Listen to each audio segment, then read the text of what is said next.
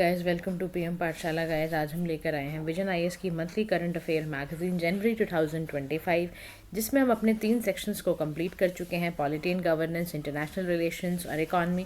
तो जो भी बच्चे चैनल पे नए आए हैं, please do like and share to PM Pathshala और सब्सक्राइब कीजिए। साथ ही प्लेलिस्ट बनी हुई है पूरे करंट अफेयर्स की, लास्ट 2 ईयर्स की, आप पूरी चेक कर सकते हो। तो करंट अफेयर रिलेटेड सारे डाउट्स आपके ख़त्म हो जाएंगे।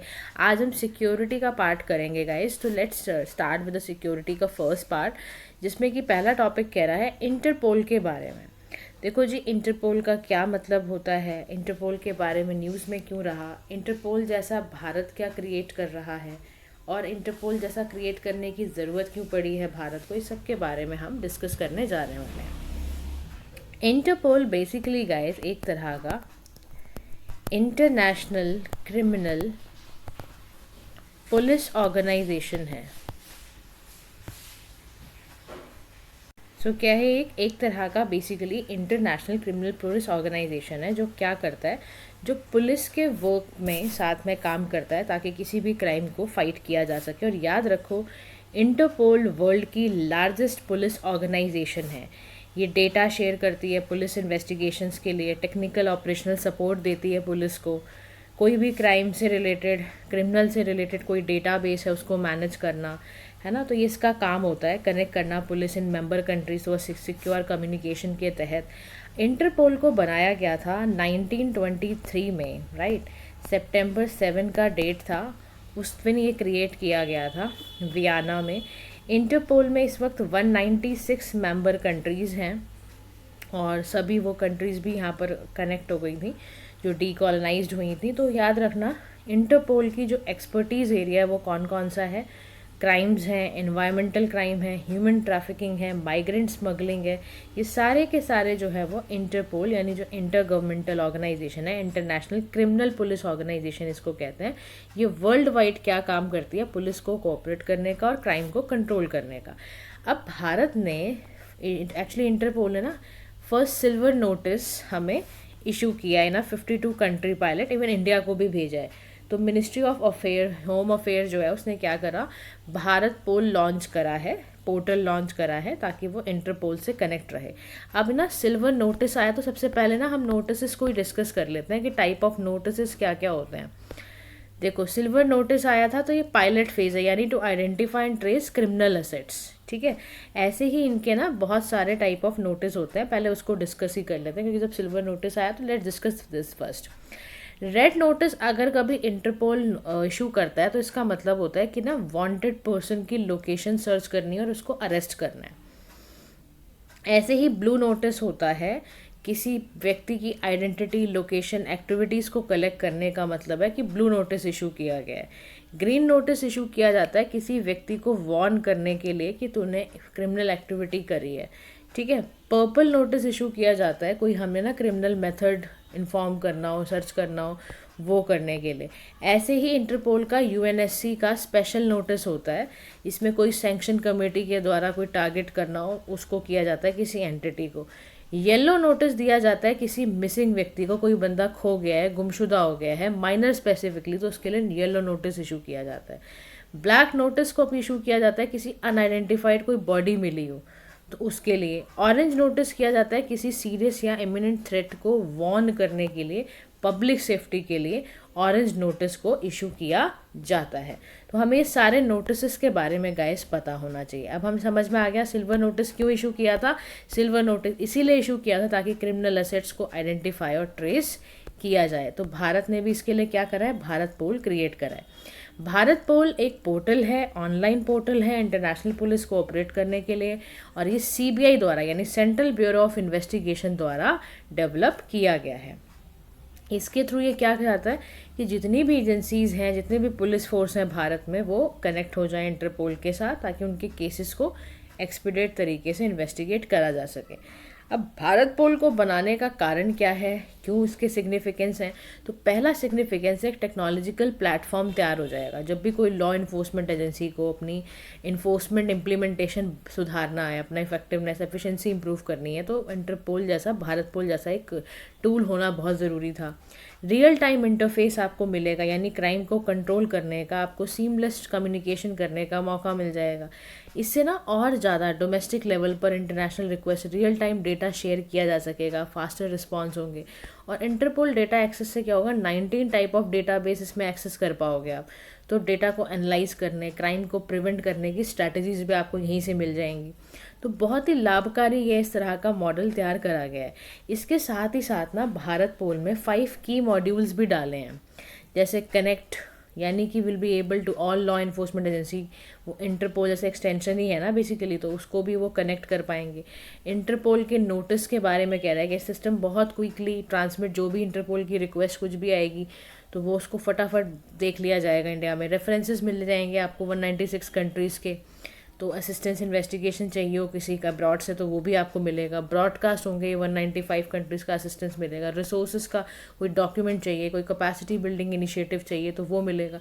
तो ऐसे 5 मॉड्यूल्स पे ना इसको पूरा तैयार करा गया है कि कनेक्ट हो पाए। इंटरपोल का कोई नोटिस आया तो उसको क्विकली सिक्योर तरीके से उसको रिक्वेस्ट को, नोटिस को पढ़ लेना, फिर उस पर कोई भी अगर उस पर एक्शन लेना है तो वो हमें पता चल जाएगा। इंटरपोल के मेंबर बनने के लिए ना एक प्रोसेस होता है, ऐसे नहीं बन जाते कि आप गए और वहाँ पे एक साइन हो गया। कैंडिडेट को ना अप्लाई करना पड़ता है इंटरपोल में अगर मेंबरशिप लेनी है तो, ठीक है। सबसे पहले उनको मेंबरशिप लेनी पड़ती है। दूसरा, एप्लीकेशन जाएगा जब इंटरपोल जनरल असेंबली में, ठीक है। जनरल असेंबली में वोटिंग होगी तो जो भी कैंडिडेट कंट्री है ना उसको 2/3 वोट्स हासिल करने पड़ते हैं, एक्सक्लूडिंग एब्सटेनिज्म। एब्सटेंशन होनी चाहिए, एब्सेंट नहीं होनी चाहिए आप। अगर मेंबरशिप अप्रूव हो जाती है इमिडिएटली कंसिडर्ड आप किए जाते हो एक इंटरपोल मेंबर कंट्री, और आपका इंटीग्रेशन प्रोसेस लॉन्च कर दिया जाता है। समझ गए, ये तरीका होता है, समझ रहे हो, इंटरपोल में मेंबर बनने का। अच्छा, इंटरपोल के बारे में अब ये सारा डिटेल में बता रहे हैं कि इसका जेनेसिस क्या था। ये ना इंटरनेशनल क्रिमिनल कोड पुलिस ने इस्टेब्लिश किया था 1923 में, जैसा मैंने आपको बताया अभी। पुलिस ऑर्गेनाइजेशन है 956 के कॉन्स्टिट्यूशन के बाद, ये जनरल असेंबली के बाद ये और ज़्यादा इस्टेब्लिश की गई। 196 मेंबर, इंडिया फाउंडिंग मेंबर है। इंटरपोल का ध्यान रखना, हेडक्वार्टर्स लियोन फ्रांस में है, ये ज़रूर पता होना चाहिए। नेशनल सेंट्रल ब्यूरो है, इसको इस्टेब्लिश किया था मेंबर कंट्रीज़ ने as a point of access for Interpol affairs के लिए इसको बनाया गया था। टाइप ऑफ नोटिस मैं आपको पढ़ाई चुकी हूँ। नेशनल क्राइम जो ब्यूरो है बेसिकली, इसमें ना जनरल सेक्रेटेरिएट ये सारे लोग होते हैं, सीबीआई इंडिया में, एनसीबी। और इसके बाद ये भी ध्यान रखना क्योंकि ग्लोबल पुलिस नेटवर्क है ना, तो 24 घंटे 7 दिन ये काम करता है। जनरल असेंबली एग्जीक्यूटिव कमेटी है इसमें। इंटरपोल ना एक सुप्रीम गवर्निंग बॉडी है, इसमें रिप्रेजेंटेटिव हर कंट्रीज़ का हर साल मिलता है। 13 मेंबर एग्जीक्यूटिव कमेटी है, इसमें 13 मेंबर्स हैं इंक्लूडिंग प्रेसिडेंट फॉर 4 ईयर्स। इसको हर बारी general assembly thrice a year मिलती है और फिर इसको सेलेक्ट किया जाता है। तो जो भी इसके कलर्स होते हैं ना, मतलब जो भी ये नोटिस भेजते हैं उसका कलर कोड है, जैसे हमने अभी डिस्कस किया है, अलर्ट करने के लिए अलग अलग सिचुएशन में क्राइम रिलेटेड इन्फॉर्मेशंस के लिए। तो नोटिस को जो अब पब्लिश करता है वो जनरल सेक्रेटेरिएट करता है, ठीक है, ध्यान रखना। जो जनरल सेक्रेटेरिएट को इलेक्ट किया जाता है उसको ही, which are elected by general secretariat, वो आपका सारा डेटा वगैरह सभी मेंबर्स को अवेलेबल कराता है, ठीक है। भारत में इंटरपोल का रोल कौन निभा रहा है, तो CBI as a national central bureau वो काम कर रही है। लीजन ऑफिसर होता है, वो सीबीआई कनेक्ट करता है, सारे लॉ इन्फोर्समेंट एजेंसीज के बारे में बताता है। तो जो भी डेटा निकालना होता है इंटरपोल को, वो सीबीआई से बात करके वो हो जाता है, ठीक है। इंटरपोल का ना एक youth global programme, leadership programme भी चलाया गया था, जिसमें ना इंडिया को ट्रेन किया गया था, पुलिस लीडर्स को तैयार किया गया था वर्ल्ड वाइड। तो need for international police cooperation की ज़रूरत पड़ी, क्यों इतना बड़ा चला रहे हैं हम ये। तो सबसे बड़ी बात थी कि देखो जो क्राइम होता है ना, वो ऐसा थोड़ा ना है कि वो किसी एक जगह पर ही होगा, ऐसा तो होगा नहीं, है ना। वो तो ट्रांसनेशनल नेचर का क्राइम है, मनी लॉन्ड्रिंग है, ट्रैफिकिंग है, स्मगलिंग है, स्पैन बॉर्डर्स। तो फॉर एग्जांपल इंटरपोल ने एक ऑपरेशन हेची करके लॉन्च किया था ताकि ट्रांसनेशनल कोऑर्डिनेशन हो पाए। साइबर रिलेटेड क्राइम से हम बहुत परेशान हैं, तो उसको कैसे ठीक करोगे, आपको इंटरपोल की ज़रूरत है। न्यू एज ना बहुत ज़्यादा ना थ्रेट नए नए तरीके के आ रहे हैं, जैसे एक्सप्लॉइट करना, ट्रैफिकिंग करना, ग्लोबल लीगल गैप्स बहुत ज़्यादा है, साइबर क्राइम है, रेडिकलाइजेशन, बहुत तरह के हैं ना। तो इसीलिए नवंबर 2024 में भी इन्होंने ऑपरेशन सेरेंगेटी इंटरपोल ने चलाया था, और यकीन मानो 1000 सस्पेक्टेड साइबर क्रिमिनल्स को उससे भी ज़्यादा पकड़े गए थे। 35,000 विक्टिम्स 19 कंट्रीज में बेचारे, उनको कितना नुकसान इनकी वजह से झेलना पड़ा है। फिर ना इंटरपोल को बनाने की वजह हमें ना काउंटर करना था टेररिज्म एफर्ट्स को भी। इंटेलिजेंस जो भी कोई एजेंसी है किसी कंट्री की, लॉ इन्फोर्समेंट एक्शंस होंगे, काउंटर करेंगे हम, क्योंकि बहुत सारे टेररिस्ट नेटवर्क हैं फाइनेंस फॉर्म में, रिक्रूटमेंट फॉर्म में, तो उनको वर्ल्ड वाइड पकड़ने के लिए यू नीड पुलिस ऑपरेशन जो कि ग्लोबली चलाया जाए। फिर इन्होंने ना लीगल असिस्टेंस भी ये ना स्ट्रेंथन करते हैं, जैसे इंटरपोल का ऑपरेशन फ्लैश विका था, ये ना ऑपरेशन प्लीज़ मेमोराइज कर लेना। 54 कंट्रीज़ में पार्टिसिपेट करा था इसमें। तो ना ह्यूमन ट्रैफिकिंग जो अफ्रीका में बहुत ज़्यादा ऑर्गेनाइज क्राइम होते थे, उसको डिसमेंटल, उसको ख़त्म करने के लिए ये ऑपरेशन चलाया गया था। फिर रिसोर्स के ऑप्टिमाइजेशन की बात आती है, रिसोर्स को पूल करना इंटेलिजेंस शेयरिंग के लिए, ट्रांसनेशनल क्राइम्स को रोकने के लिए, न्यू एज क्रिमिनल एक्टिविटीज़ को रोकने के लिए रिसोर्स ऑप्टिमाइजेशन का काम भी इंटरपोल ही करता है। आप बात समझ रहे हो कि इंटरनेशनल पुलिस कोऑपरेशन की ज़रूरत क्यों है? क्योंकि क्राइम किसी एक जगह पे नहीं हो रहा है, वो अलग अलग जगह पर हो रहा है, नए नए तरह के आ रहे हैं।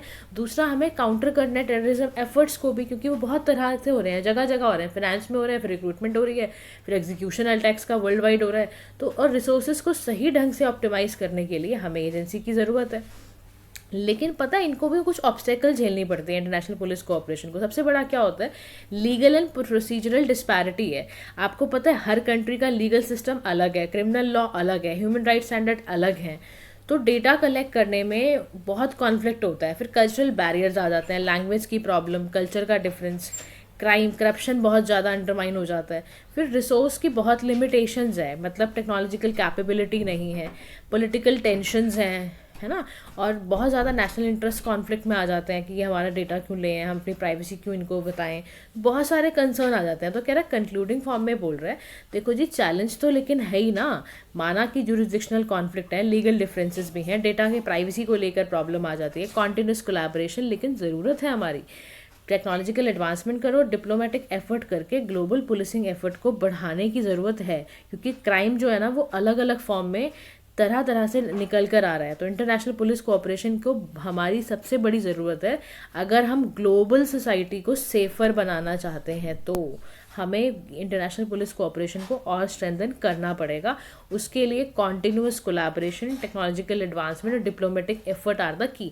ये 3 की को आप ज़रूर लिख कर आओगे पेपर में कि कॉन्टिन्यूस कोलैबोरेशन चाहिए, टेक्नोलॉजिकल एडवांसमेंट चाहिए, डिप्लोमेटिक एफर्ट चाहिए। इससे हम बहुत स्ट्रेंथन हो जाएंगे। आगे मूव करते हैं हमारे सेकंड टॉपिक की ओर, जिसका नाम है draft your digital personal data protection rule 2025। इसके कुछ की टेनेंट्स हैं, न्यूज़ में क्यों रहा, बैकग्राउंड क्या है इसका, पूरा जानते हैं। न्यूज़ में इसलिए रहा क्योंकि ministry of electronics and information technology ने ना एक ड्राफ्ट रिलीज़ करा है, ताकि ना हम ना डीपीडीपी एक्ट को सही ढंग से इम्प्लीमेंट कर पाएँ। डीपीडीपी के ना कुछ रूल्स होते हैं, नोटिस रिक्वायरमेंट, जैसे कि डेटा की fiduciaries are mandated to provide clear and comprehensive notice to data principal. अब ना ये देखो थोड़ा सा टेक्निकल टॉपिक है, ध्यान से समझना। देखो सबसे पहले तो ना आपको ये पता होना चाहिए कि डेटा फिड्यूशरी क्या होता है, क्योंकि जब तक आपको यही नहीं पता होगा तो फिर आप कैसे संभाल पाओगे। डेटा फिड्यूशरी ना एक इंडिविजुअल कंपनी है, समझ रहे हो, एक इंडिविजुअल है, कंपनी है, एक ऑर्गेनाइजेशन है, जो ना ये डिटरमिन करती है कि कैसे पर्सनल डेटा को प्रोसेस किया जाए। यानी कि ये डेटा को प्रोटेक्ट भी कर रही है, रिस्पॉन्सिबली यूज़ भी कर रही है। एग्जाम्पल के तौर पर डेटा फिड्यूशरी का आप एग्जाम्पल लो तो सोशल मीडिया कंपनीज़ हैं, फॉर एग्जाम्पल योर फेसबुक, ठीक है, यूज़ किया होगा आपने, बैंक्स हैं या अदर फाइनेंशियल इंस्टीट्यूशंस हैं। तो डेटा फिड्यूशरी की पता है रिस्पॉन्सिबिलिटी क्या होती है? वो डेटा को सिक्योर रखे, एक्यूरेट रखे, डेटा को ब्रीच होने से बचाए, कंसेंट मांगे डेटा को कहीं भी अगर कुछ मैनेज कर रहा है, ग्रीवेंसेस हो तो वो लीड करा जाए। तो डीपीडीपी के रूल में सबसे पहले डेटा फिड्यूशरीज को बोला गया कि क्लियर एंड कॉम्प्रिहेंसिव डेटा आप दोगे डेटा प्रिंसिपल से रिलेटेड। बात समझ में आ रही है आपको? डेटा प्रिंसिपल का मतलब यहाँ पर क्या है? डेटा प्रिंसिपल का मतलब है कि इंडिविजुअल जहाँ पर पर्सनल डेटा प्रोसेस होता है बाय एन ऑर्गेनाइजेशन। तो यहाँ पर आप जैसे पेरेंट, जैसे लीगल गार्जियंस माइनर्स के ओले होते हैं ना, बस वैसा ही डेटा प्रिंसिपल आपका होता है। तो ध्यान रखना, डेटा फिड्यूशरी जैसे एक ऑर्गेनाइजेशन है जो डेटा को कलेक्ट वगैरह करती है, ऐसे ही डेटा प्रिंसिपल के पास पूरा डेटा जाता है। अब डीपीडीपी जो एक्ट है ना, ये भारत का ऐसा पहला कॉम्प्रिहेंसिव डेटा प्रोटेक्शन लॉ है जो सभी ऑर्गेनाइजेशन के पर्सनल डेटा को ध्यान से सिक्योर करके हैंडल करना चाहता है, और इसको इसीलिए बनाया जा रहा है। डेटा प्रिंसिपल को डेटा सब्जेक्ट भी कहते हैं, डेटा प्रोटेक्शन लॉज यूजर्स वगैरह को ना ये काम करता है इसके लिए, ठीक है। तो इसको डेटा सब्जेक्ट या यूज़र भी कह सकते हैं, समझ रहे हो? डेटा प्रिंसिपल मतलब यूज़र, जो आप जैसे यूज़ कर रहे हो तो डेटा प्रिंसिपल आप हो गए। डेटा फिड्यूशरी क्या होते हैं, फेसबुक जैसे कि, समझ गए, यहाँ तक मामला समझ आ गया। सेकंड यहाँ कह रहा है कि ना intimation of personal data breach. Data fiduciary जो है ना वो अफेक्टेड डेटा प्रिंसिपल्स को सबसे पहले तो इन्फॉर्म करे, सबसे पहले इन्फॉर्म करें यूज़र को कि ये डेटा है, इसको आप बताया जा रहा है, इससे अब ये अफेक्ट हो सकता है। पर्सनल डेटा के लिए कोई भी आपको ध्यान रखना है, कोई भी कंपनी हो, डेटा फिड्यूशरी हो, किसी भी व्यक्ति का, डेटा प्रिंसिपल का डेटा नहीं शेयर करेगी। If data principal does not approach them within the specified time period, तो वो गलत होगा, इरेज कर दो आप। क्रॉस बॉर्डर डेटा ट्रांसफ़र, जो ट्रांसफ़र डेटा का करते हो ना outside India, subject to restriction, central government उसको चेक करेगी। अब ना डीपीडीपी एक्ट ना कैसे आया मैं आपको बताती हूँ। देखो 2017 में ही सुप्रीम कोर्ट की केस पुट्टा स्वामी की जजमेंट आई थी, जिसमें साफ बोला था कि अंडर आर्टिकल 21, जो कि फंडामेंटल राइट का पार्ट है, आप किसी की राइट टू प्राइवेसी को नहीं छीनोगे। सबसे पहले ये आया। फिर 2017 में ही जस्टिस BN श्रीकृष्णन कमेटी बैठी थी, जिसने बोला कि डेटा प्रोटेक्शन के इशू बहुत हो रहे हैं, तो बॉस किसी भी तरह से डेटा प्रोटेक्शन बिल बनाओ, तो बिल आया 2019 में। फिर मिनिस्ट्री ऑफ इंफॉर्मेशन टेक्नोलॉजी वगैरह ने क्या करा है, ड्राफ्ट तैयार करा पूरे बिल को, और लेटर ये एक्ट बना 2023 में। डेटा मैनेजमेंट करना एक ज़रूरी क्यों हो गया था, क्योंकि देखो वेल ऑर्गेनाइज्ड ऑर्गेनाइजेशन है, डिजिटल इकोनॉमी को इनकरेज करने के लिए, इनोवेशन, जॉब क्रिएशन के लिए हमें डेटा को मैनेज करना आना चाहिए। आज की डेट में देखो एक समय होता था कि हम ऑयल को एक असेट मानते थे, आज डेटा एक असेट के फॉर्म में है, डेटा एक नेसेसिटी है हमारी, है ना। तो रिस्ट्रिक्शन लगाना ज़रूरी है ताकि नेशनल सिक्योरिटी, लॉ इन्फोर्समेंट और प्राइवेसी ना छिन जाए हमारी। फिर बेटर इंफॉर्मेशनल प्राइवेसी के लिए और डेटा को सोशियो इकोनॉमिक इंडिकेटर्स को इम्प्रूव करने के लिए भी डेटा हमारे लिए ज़रूरी है। अब ये कहता है digital personal data protection act 2023 कहता है कि प्राइमरी ऑब्जेक्टिव है एक्ट का टू कॉम्प्रिहेंसिवली फ्रेमवर्क हमारा प्रोटेक्शन प्रोसेसिंग पर्सनल डेटा का बनाए। फिर ये क्या करे, पर्सनल डेटा को ना प्रोटेक्ट करे, means personal data in a digital form. Data fiduciary आपको मैंने बता ही दिया, डेटा प्रिंसिपल मैंने आपको बता दिया। कंसेंट ज़रूर लेनी है कोई भी डेटा शेयर करने से पहले। कोई भी व्यक्ति है, कोई भी एंटिटी है, कंसेंट मैनेजर होगा, ऑफिशियली रजिस्टर्ड होगा ये data protection board of India में। पूरी ट्रांसपेरेंसी रखी जाएगी, फिनेंशियल पेनल्टी लगाई जाएगी अगर डेटा फिड्यूशरी कंपनीज ने कोई भी राइट, ड्यूटीज़ या ऑब्लिगेशन को ब्रीच करा, तो वो कम्स अंडर फिनेंशियल पेनल्टी। समझ रहे हो। अब ना इसमें ना पूरे के पूरे प्रोविजंस को बहुत अच्छे से समझाया हुआ है डीपीडीपी एक्ट में। डिटेल में समझाते हुए एप्लीकेबिलिटी की बात करता है। सबसे पहले कह रहा है कि ना जो भी पर्सनल डेटा ना प्रोसेस होगा डिजिटल फॉर्म में, नॉन डिजिटल फॉर्म में, विद इन इंडिया होगा। ठीक है। प्रोसेस अगर आपको भारत के बाहर करना है, कुछ गुड्स एंड सर्विसेज मान लो आप प्रोसेस कर रहे हो, तो वहाँ पर प्रोसेसिंग चलेगी। डज नॉट अप्लाई कहाँ पर, किसी पर्सनल पर्पस के लिए पर्सनल डेटा प्रोसेस नहीं होगा। पर्सनल डेटा जो कि पब्लिकली अवेलेबल नहीं कराना चाहिए वो नहीं होगा। Data principal to whom such personal data relates, ऐसे कोई भी डेटा आपसे यूजर से रिलेटेड कोई भी डेटा ऐसे इशू नहीं होगा बाहर। कंसेंट लेनी तब पड़ेगी, जैसे देखो पर्सनल डेटा प्रोसेस कर रहे हो फॉर लॉफुल पर्पस, तो भी डेटा प्रिंसिपल कंसेंट मांगेगा पहले। कंसेंट अगर नहीं मिलती है लेजिटमेट यूजेस के लिए, तो provision of benefit services, medical emergency, वो सारा बता देगा। कोई चाइल्ड है तो वो लेजिटमेट यूजेस के लिए मिल सकता है, will not be required for legitimate uses. Child है, कोई व्यक्ति है, डिसेबल है, उससे कंसेंट लेना पड़ेगा, उसके पेरेंट या लीगल गार्जियन से लो। बिना कंसेंट लिए कोई भी पर्सनल डेटा इधर से उधर नहीं हो जाना चाहिए, साफ तरीके से डीपीडीपी एक्ट में लिख दिया गया है। फिर data protection board of India होगा, इसको सेंट्रल गवर्नमेंट बनाएगी। इसका काम होगा मॉनिटरिंग करना, कंप्लाइंसेस को, पेनल्टी लगाना, डायरेक्ट करना डेटा फिड्यूशरीज को, कोई डेटा ब्रीच ना हो जाए। कोई अफेक्टेड व्यक्ति है तो उसके ग्रीवेंसेस को सुनना। Board members will be appointed for 2 years और फिर री अपॉइंटमेंट के लिए भी एलिजिबल होंगे। कोई अपील करनी हो डिसीजन के अगेंस्ट तो उसको telecom dispute settlement and appellate tribunals में आप चेक कराओ। Rights and duties of data principals की बात करें तो data principals will have the right to obtain, उनको जो यूज़र है, देखो डेटा प्रिंसिपल्स का मतलब समझो आप जो यूज़र है उसको कोई भी इन्फॉर्मेशन लेनी हो आप दोगे, उसको कोई करेक्शन करनी हो उसके पर्सनल डेटा में वो भी आप करोगे, कोई ग्रीवेंस आ गया तो वो भी आप करोगे, कोई नॉमिनेट करना हो person in case of death और इनकैपेसिटी वो भी ये करोगे। Data principal must not register a false और फ्रिवलेस कंप्लेंट नहीं होनी चाहिए, ये भी ध्यान रखना। क्योंकि अगर डेटा प्रिंसिपल्स ने फॉल्स कंप्लेंट करते हुए पकड़ा गया, वायलेशन करा, तो लाओ 10,000 रुपये निकालो। ऑब्लिगेशन ऑफ डेटा फिड्यूशरीज के लिए क्या बोला है, जो हमारी कंपनीज हैं फेसबुक वगैरह या दूसरे बैंक वगैरह, डेटा फिड्यूशरी का मतलब आपको मैंने बता दी, वो एक्यूरेट और एक कंप्लीट डेटा देंगे, सेफ गार्ड करेंगे, अफेक्टेड पर्सन को इन्फॉर्म करेंगे, इरेज करेंगे कोई भी पर्सनल डेटा। ध्यान से सुनना। फिर सिग्निफिकेंट डेटा फिड्यूशरीज के बारे में बोला है कि जो सेंट्रल गवर्नमेंट है ना, वो नोटिफाई करे डेटा फिड्यूशरीज को कि मान लो कोई सेंसिटिव डेटा है, कोई पोटेंशियली इंटीग्रिटी को, हमारे भारत की सोवेनिटी को, सब है ना, इसको हिलाने वाला अगर काम कर रही है, इलेक्टोरल डेमोक्रेसी को रिस्क में ला रही है, तो भी वहाँ पर सर्टन ऑब्लिगेशंस लगाए गए हैं। वहाँ पे इंडिपेंडेंट डेटा ऑडिटर होगा जो पूरे इम्पैक्ट को असेस करेगा।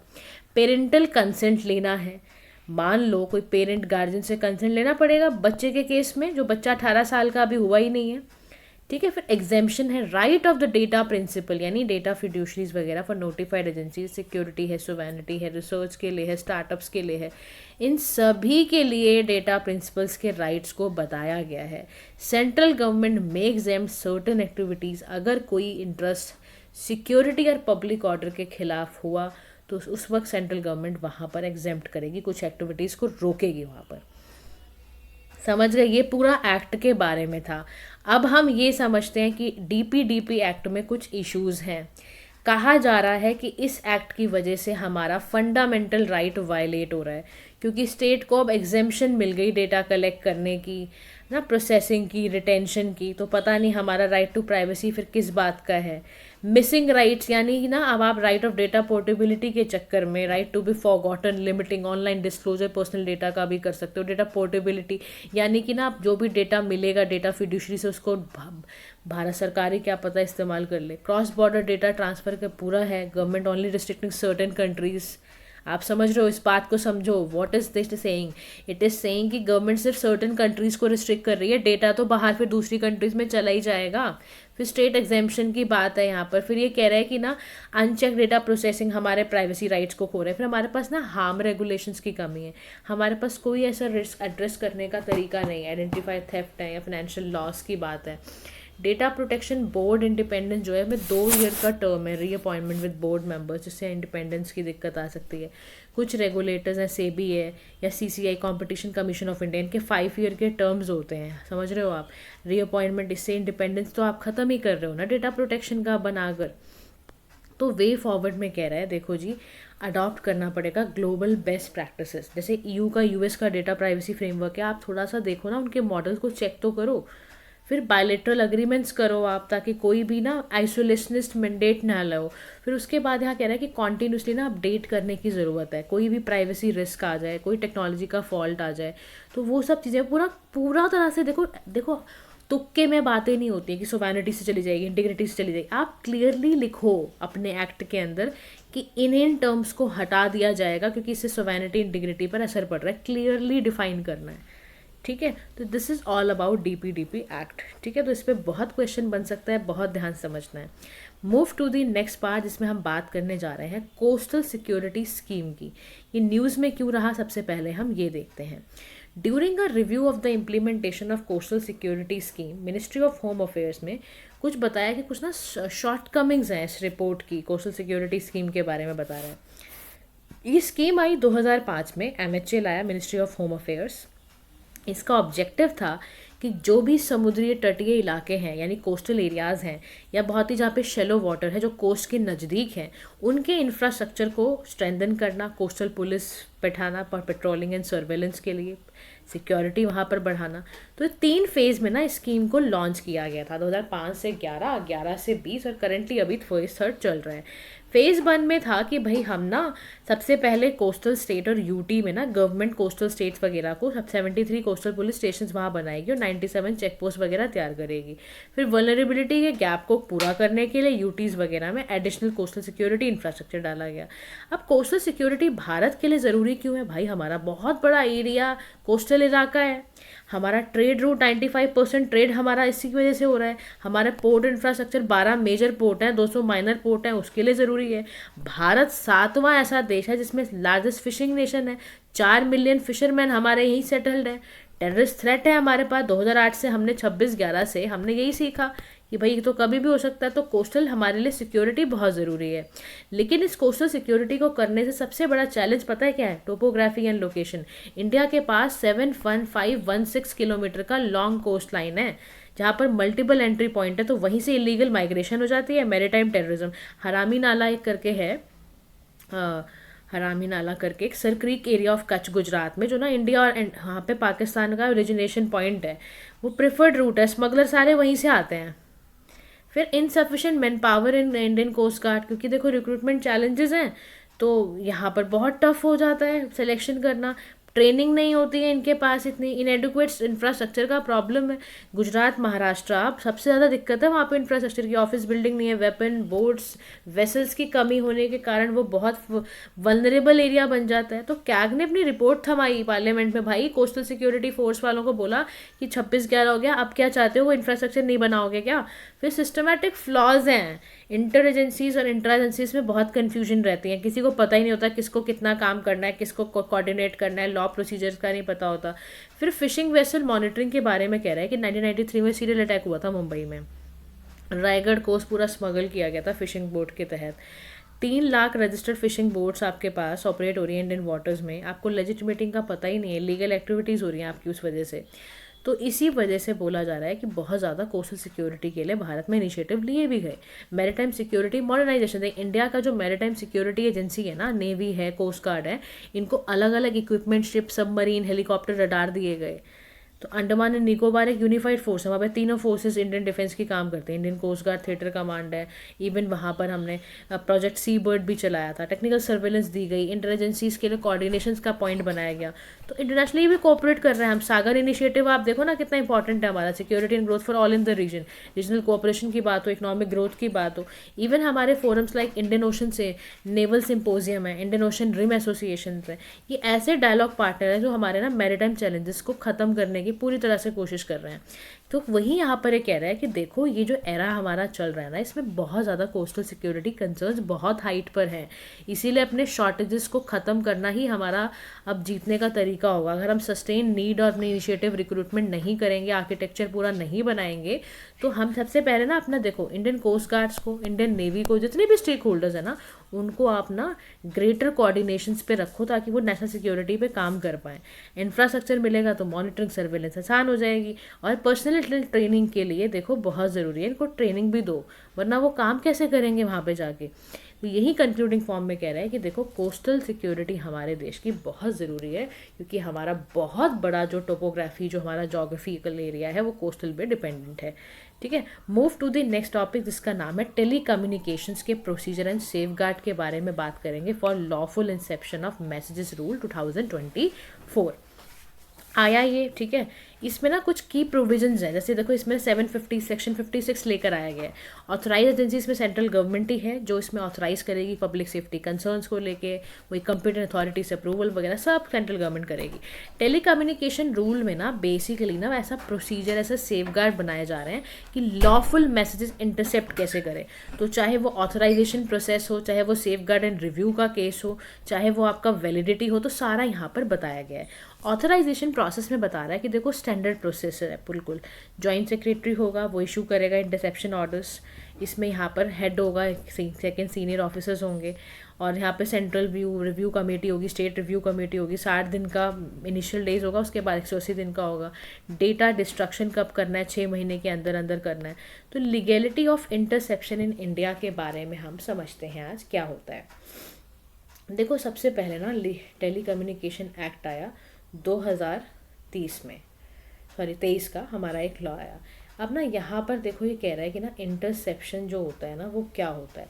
इंटरसेप्शन का मतलब समझते हो क्या होता है? इंटरसेप्शन का मतलब ये होता है कि अगर ना जैसे कोई ना ऐसा एक्शन लेना हो जिसमें स्टॉप करना हो, कैच करना हो समथिंग, ठीक है, अगर आप इंटरसेप्शन को बहुत सिंपल वर्ड में बोलोगे तो ब्लॉक करना। क्या करना? ब्लॉकिंग करना, स्टॉप करना कुछ इंटेंडेड डेस्टिनेशन तक पहुंचने के लिए। तो इट रिपील टेलीग्राफ एक्ट को ना, टेलीकम्युनिकेशन एक्ट ने सबसे पहले इनको रिपील करा ताकि गवर्नमेंट का जो मॉनिटर कम्युनिकेशन है वो अच्छा हो जाए। टेलीकॉम डिवाइसेस को पब्लिक इमरजेंसी के केस में कोई पब्लिक सेफ्टी की बात आ जाए तो उसको ब्लॉक करना ज़रूरी है। फिर इसी के लिए आईटी एक्ट 2000 भी लेकर आया गया कि सभी इलेक्ट्रॉनिक ट्रांसमिशन डेटा के लिए अलाउ किया जाएगा। सेक्शन 69 लेकर आया गया कि इसमें सेंट्रल एंड जो भी स्टेट गवर्नमेंट है वो मॉनिटर करे या कोई भी इंफॉर्मेशन जनरेट हुई है, स्टोर हुई है। इसमें आईटी प्रोसीजर एंड सेफगार्ड की भी बात की गई है। People union for civil liberty की बात की गई है कि सुप्रीम कोर्ट ने साफ साफ बोला कि फ़ोन टैपिंग, अगर किसी की फ़ोन टैपिंग करी तो यानी आपने उसका right to freedom of expression को छीना है, फिर आपके लिए ठीक नहीं होगा। ये people union for civil liberty versus union of India के केस में था। इसमें आर्टिकल 19 ऑफ द कॉन्स्टिट्यूशन को यहाँ पे डिस्क्राइब किया जा रहा है। याद रखना, फ़ोन टैपिंग तभी अलाउ है if it comes to the ground of restriction of under article 19 का सेकेंड क्लॉज। आपका काम है मुझे कमेंट सेक्शन में बताओ कि आर्टिकल 19 का सेकेंड क्लॉज क्या कहता है जिसकी वजह से सुप्रीम कोर्ट ने कहा कि वहाँ पर phone tapping allowed, otherwise it is not allowed. फिर कंसर्न्स क्या है इंटरसेप्शन रूल्स के। प्राइवेसी कंसर्न है, आप किसी का ब्लॉक कर रहे हो टेलीफोनिक डिवाइस, ठीक है, वायर के थ्रू, रेडियो, जो भी है, ट्रांसमिशन इमिशन, बेसिकली आप रोक रहे हो, मैसेजेस को रोक रहे हो आप। अभी बहुत बड़ा वो है तो आप ऑल मोबाइल ट्रैफिक को रोकने की कोशिश कर रहे हो, इंटरनेट बेस्ड एक्टिविटीज़ को ख़त्म कर रहे हो। तो ऐसा कब होता है? ऐसा आपने क्योंकि बताया कि सुवैनिटी वगैरह के लिए कर रहे हो, पब्लिक कंसर्न इमरजेंसी के लिए कर रहे हो आप। इससे क्या होगा, जितने भी इनक्रप्टिंग सिस्टम्स हैं अंडर सर्विलेंस आ जाएंगे, है ना। प्राइवेसी कंसर्न आ गया, सारे मैसेज जो आप कर रहे हो व्हाट्सएप पे वो अब दिखेंगे। फिर क्लैरिटी की दिक्कत है, आपको ये कैसे पता चलेगा कि अब पब्लिक इमरजेंसी लगानी है, ये कैसे पता चलेगा? हो सकता है पॉलिटिकल मोटिवेशन की वजह से, कोई रीज़न की वजह से आपने ऐसा किया हो। तो आपने इंटरसेप्शन क्यों किया, किसी डिवाइसेस को इंटरनेट शटडाउन क्यों किया एक तरह से आपने। फिर कॉन्सेंट्रेशन ऑफ पावर की बात आती है कि यहाँ तो आप बहुत ज़्यादा एग्जीक्यूटिव ब्रांच को ना बहुत पावर दे रहे हो, आप इम्पार्शलिटी कर रहे हो, आप अपना पॉलिटिकली बड़ा मोटिवेटेड सा ऐसा क्लाइमेट बना रहे हो जिससे डेमोक्रेसी छिन जाए हमारी। फिर इनडेफिनेट रिटेंशन है इन सम केसेस, कोई क्लियर टाइम नहीं है कि कब ये ख़त्म होगा। प्रोटेक्शन की बात की गई तो सेफगार्ड नहीं है टेलीकॉम सर्विस प्रोवाइडर्स को। अकाउंटेबिलिटी, अगर कोई मांगे राइट टू इन्फॉर्मेशन तो भाई हमें आपने क्यों किया इंटरसेप्ट, आपने क्यों ब्लॉक किया, तो आपके पास जवाब होना चाहिए। उसके लिए आपने कोई लॉस कानून बनाई नहीं है। तो वे फॉरवर्ड में कह रहा है कि जो बहुत ज़्यादा ना, ये बहुत बड़ा मुद्दा है कि आप डिवाइसेस को ब्लॉक करोगे, बंद करोगे, है ना, आप प्राइवेसी भी एक तरह से छीनोगे, तो लिमिटेड सब्जेक्टिव इंटरप्रिटेशन अच्छी बात नहीं है। तो कह रहा है क्लियर कट डेफिनेशन बताओ आप पब्लिक इमरजेंसी की, पब्लिक ऑर्डर की, सबसे पहली बात। दूसरा, इंडिपेंडेंट ओवरसाइट बॉडी बनाओ, एक ज़रूरी है वो भी, ताकि वो कंप्लाइंसेस पे चले। आपको अपनी सेफगार्ड लाइबिलिटीज़ को पूरे अच्छे तरीके से डिस्क्राइब और प्रोटेक्ट करना है। अकाउंटेबिलिटी तो देनी पड़ेगी ना आपको। आप periodic public reporting on the number and जो भी इंटरसेप्शन आपने नंबर्स को बंद करा है, कुछ भी करा है, उसको आप नेशनल सिक्योरिटी के कॉन्फिडेंशियलिटी को मेंटेन करने के लिए आपको बताना पड़ेगा। इंडिपेंडेंट अथॉरिटी बनाओ आप जो आपका पोटेंशियल मिसयूज़ को भी रोके। कंपिटेंट अथॉरिटी अकाउंटेबल हो कि कोई भी विलफुल मिसयूज़ किसी भी इंटरसेप्शन पावर का नहीं करना है। ये बड़ा इंपॉर्टेंट टॉपिक है गाइस कि देखो इंटरसेप्शन करना ना is something which is basically और आपकी ना प्राइवेसी के कंसर्न को बहुत ज़्यादा बढ़ा देगा। तो इसीलिए मैं यहाँ पर कह रही हूँ कि interception is very very something जो आपके देखो ये GS2 के सिलेबस का पार्ट है इंटरसेप्शन, और ये ध्यान रखना है। और हु कैन ऑथराइज, यूनियन का होम सेक्रेटरी या सेक्रेटरी ऑफ द स्टेट इसको ऑथराइज करता है। तो याद रखना जो भी नए रूल्स आए हैं टेलीकम्युनिकेशन एक्ट जो 2023 का बनाया गया है उसके थ्रू आपका ध्यान में रखना है कि ये बेसिकली इसके प्रोविजंस क्या हैं, ऑपरेशनल लेवल पर ये क्या जा रहा है, इसको बनाने के मुद्दे क्या हैं, इसका रीज़न क्या है, इसमें कंसर्न्स क्या हैं। तो कंक्लूडिंग फॉर्म में ध्यान रखना, this act aims to provide a framework, basically provide करने की कोशिश कर रहा है ताकि लॉफुल इंटरसेप्शन हो मैसेजेस की, ठीक है ना। रेस कुछ क्वेश्चंस हैं, मिसयूज़ का हमें बहुत डर है, इंडिविजुअल की प्राइवेसी और नेशनल सिक्योरिटी को दोनों को बैलेंस करना ही बहुत ज़रूरी है, ठीक है। तो this is all about for security. कल मिलते हैं शॉर्ट्स का और MCQs के साथ। Thank you so much for listening. Do like, share and subscribe to PM Pathshala. Have a nice day to all.